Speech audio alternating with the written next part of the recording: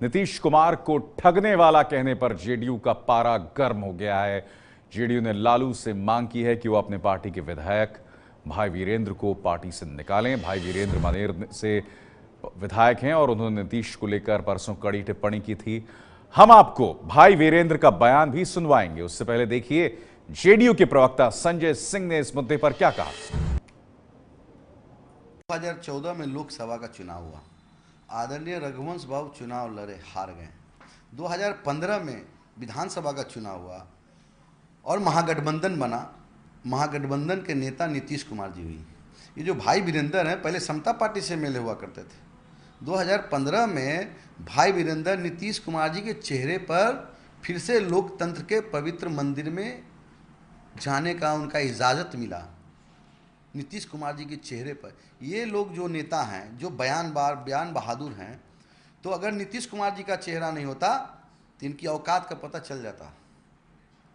और हम लोग जो रोज़ ही गाली जो हो रहा है, ये बार बार ये दोनों गाली देते हैं। हम हर समय मांग किए आदरणीय लालू प्रसाद यादव जी से कि ऐसे नेताओं को निकाले या लगाम लगाएं, लेकिन लगाम तो लगता नहीं, इन्होंने उसको निकाला जा रहा। तो कहीं ना कहीं मुझको जो लगता है कि कहीं ना कहीं लालू जी का हाथ उनके ऊपर है।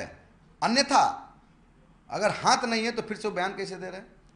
हम तो मांग करते हैं कि एक टाइम बताएं कब इनको निकालेंगे।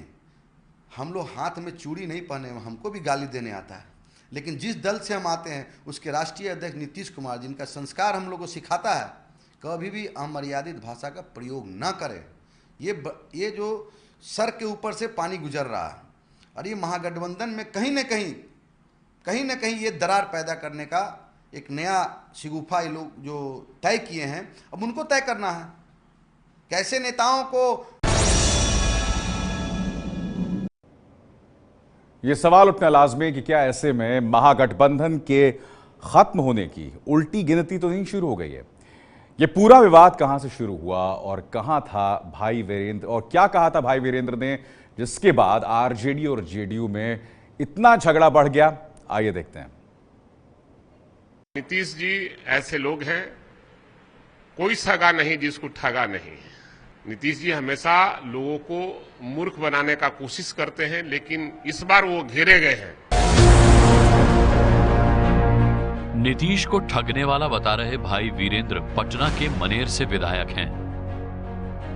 इनके बयान के विश्लेषण से पहले जान लीजिए कि भाई वीरेंद्र लालू परिवार के काफी करीबी माने जाते हैं। इसीलिए इनके बयान को बिहार की राजनीति में हल्के में नहीं लिया जा रहा। भाई वीरेंद्र कह रहे हैं कि नीतीश की बीजेपी के साथ खिचड़ी पक रही है और बिहार की जनता नीतीश को सबक सिखाकर रहेगी। कहीं न कहीं ये खिचड़ी पक रही है। आने वाले दिनों में नीतीश जी को पता चलेगा जनता क्या उनको जवाब देगी।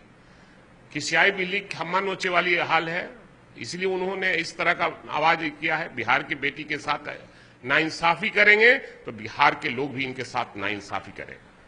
मुख्यमंत्री नीतीश कुमार के लिए लालू की पार्टी के विधायक के इस बयान को सुनने के बाद अब आप समझ सकते हैं कि लालू नीतीश के रिश्तों में कड़वाहट कहां तक पहुंच चुकी है।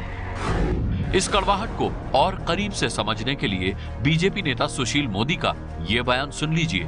तो देखिए, वो एक कहावत है, हत्या हो रही और दरोगा कह रहा सब कुछ ठीक है, all is well, all is well.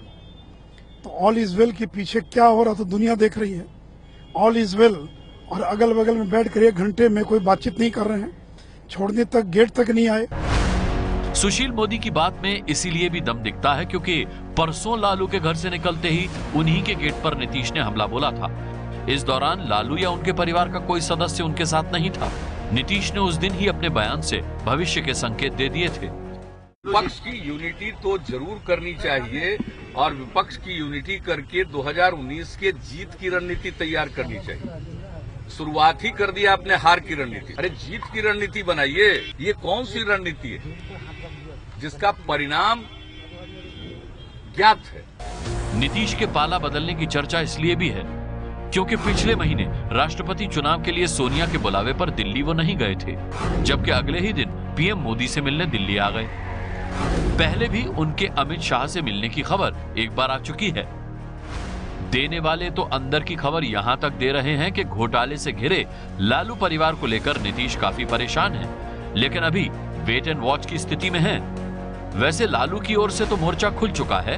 हो सकता है कि इस बार अगर बयान का बवाल बढ़ा तो रास्ते भी अलग हो जाएं।